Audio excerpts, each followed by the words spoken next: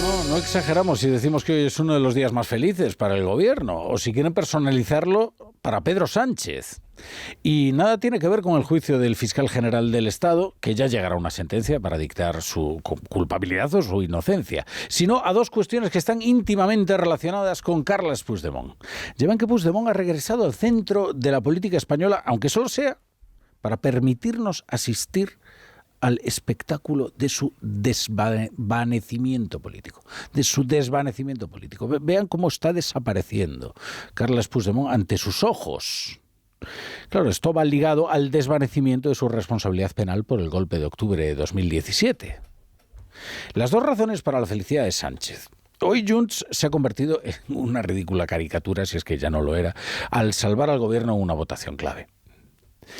Además, el abogado general de la Unión Europea ha elaborado un informe tan benévolo sobre la amnistía que hasta el propio gobierno que la ha impulsado lo ha debido recibir con una cierta incredulidad por esta sonrisa del destino.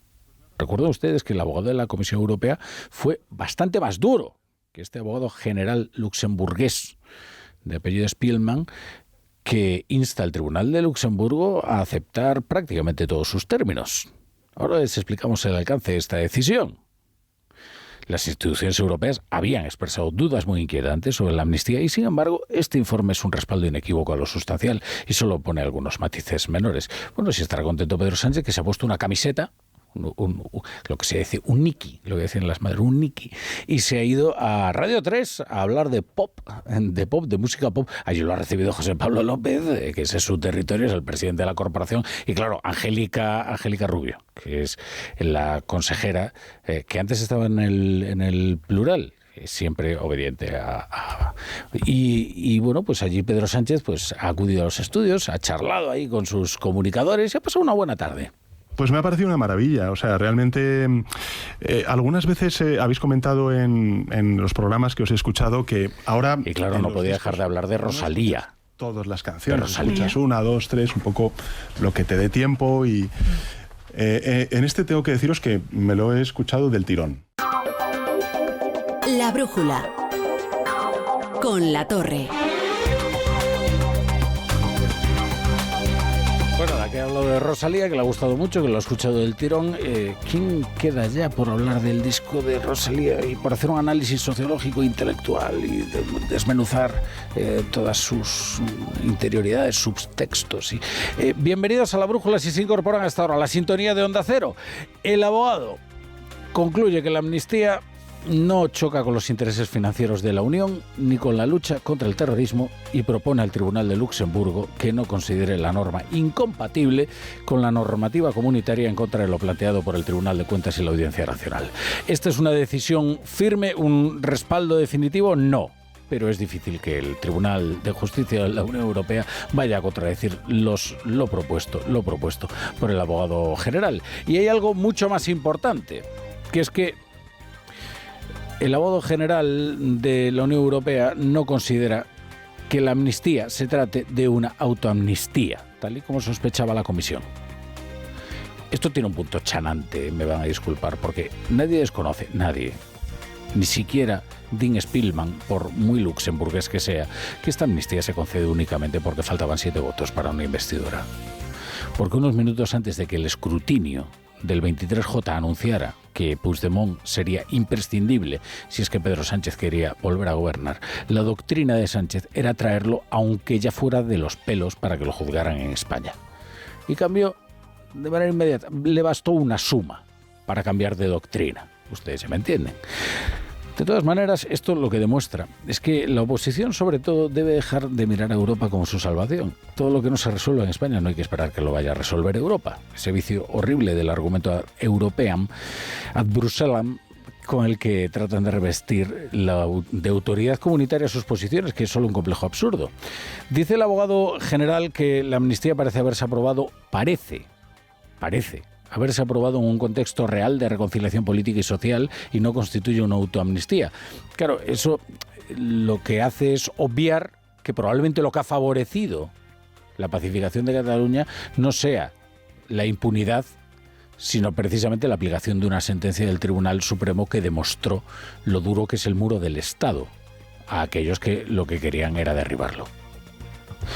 Bueno, parece que utiliza esta expresión. Parece haberse aprobado, parece, ¿cómo que parece? Parece, y es exactamente lo contrario, que faltaban 7 votos para la investidura y se compraron a cambio de impunidad, lo que le da a la ley un fin espurio. En cualquier caso, aún tiene que llegar la sentencia que permita el borrado de todos los delitos cometidos no solo por Carles Puigdemont, sino por todos aquellos CDR que tenían delitos violentos asociados y que por su carácter lindante, cuando no tocante, con el terrorismo, aunque sea de baja intensidad, no podían ser amnistiados. Pero Carles Puigdemont pues está más cerca de ver ver borrados todos los delitos cometidos en su enloquecida aventura para procurarse una república independiente de Cataluña. Es un dictamen claro, un dictamen nítido, que no admite ninguna duda. Para nosotros es un pequeño paso procesal y entenderán que para Junts de Catalunya es un gran paso para el retorno de nuestros exiliados y por la aplicación ya, de manera definitiva, a todos de la ley de amnistía. Que se la mereix de la ley de amnistía. Bueno, ha sido celebrado Jordi Turull, que es el secretario general de Junts, un partido que hoy provoca la risión por lo rápido que se le han apagado los faroles. Es que hoy Junts ha tomado la inexplicable decisión de salvar al gobierno en una votación completamente incongruente. Porque si me dicen que se trata de una iniciativa a la que Junts solo puede oponerse, pero Junts se ha abstenido en una votación en la que realmente está a favor.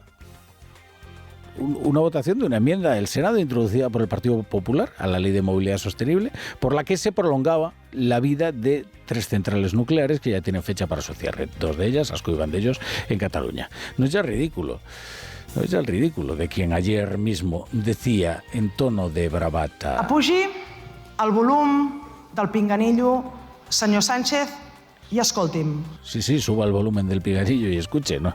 Decía Míriam Nogueras ayer, no. Si lo que se oye mejor es el sentido de la votación de hoy.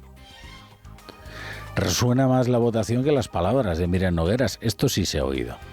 Lo demás son faroles.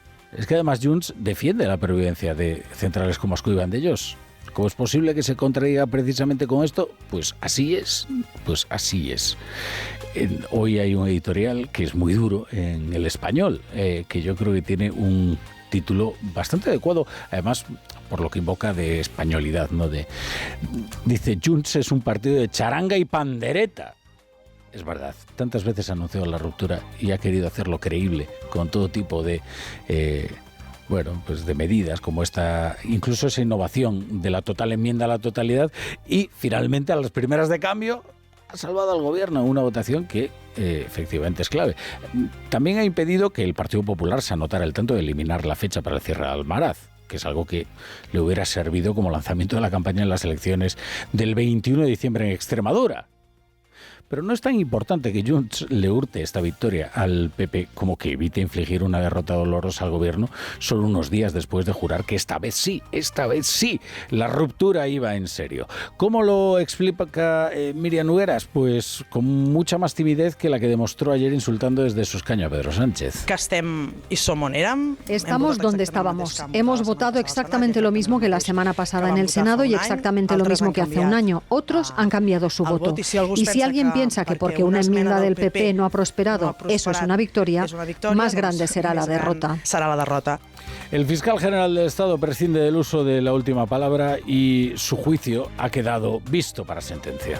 Pocas causas habrán provocado una división de fronteras tan nítidas, opiniones tan rotundas.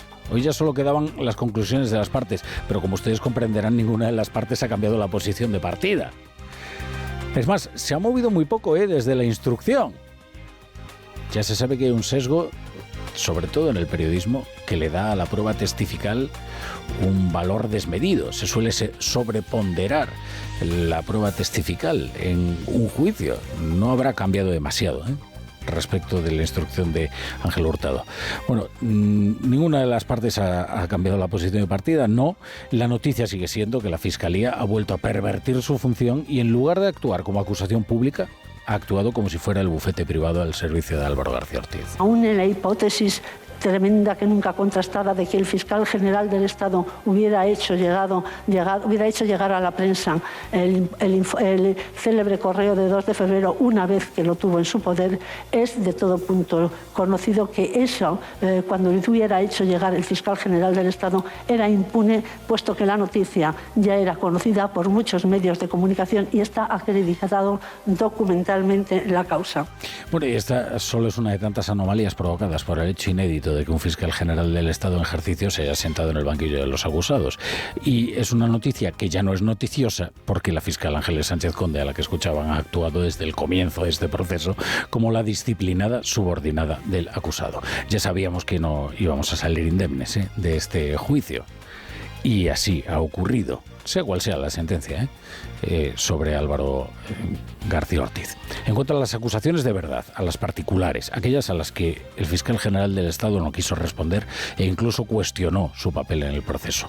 Estas han recordado el grave perjuicio causado por la filtración de un documento y una información que permitió que desde entonces se calificara en todas las instancias, incluido miembros del Consejo de Ministros, bueno, casi todos, a Álvaro González Amador como un delincuente confeso. Gabriel Rodríguez Ramos es el abogado de González Amador.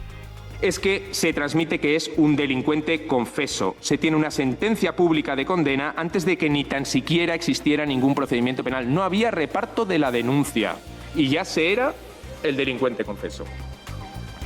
¿Qué consecuencias ha tenido esto para don Alberto González Amador?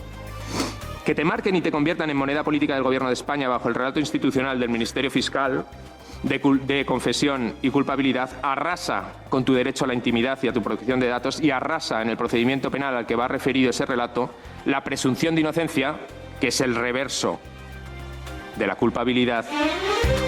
En Onda Cero, La Brújula, Rafa La Torre.